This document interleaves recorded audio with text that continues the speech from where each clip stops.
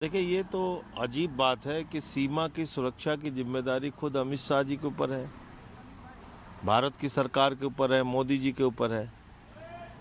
11 साल से इन्हीं का शासन है देश में, फिर भी रोते रहते हैं।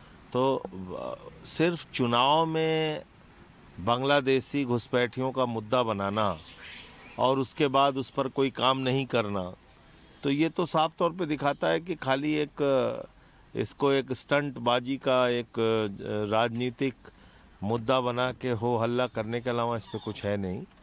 और अगर इस देश में घुसपैठियां हैं तो उसके लिए मोदी अमित शाह जिम्मेदार हैं सीधे तौर पे।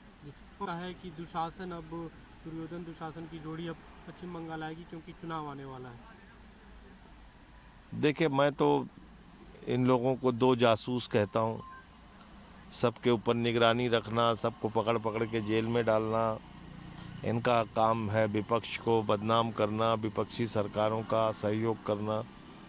तो अब बंगाल का चुनाव आया है, वहाँ भी जाके यही सब खेल बांटो और राज करो का खेल करेंगे वहाँ भी। स्टूडेंट की किलिंग का मामला था, उसमें एनएचआरसी ने नोटिस इशू किया हुआ के डीएमएसएसपी को, जांच की बात कही जा रही है। कल मुख्यमंत्री ने भी बयान जारी देखिए, ये किया। नफरत को बढ़ावा भाजपा खुद दे रही है और प्रधानमंत्री की खामोशी इस मामले में साफ तौर पे बताती है कि ये इन्हीं के लोग हैं जो ऐसा करते हैं। प्रधानमंत्री, उनकी एक महिला नेता बीजेपी की जाके एक नेत्रहीन महिला के साथ गाली गलौज करती है, नहीं बोलते। बरेली में क्रिसमस के त्यौहार पर चर्च के सामने हनुमान चालीसा पढ़ा जाता है, नहीं बोलते।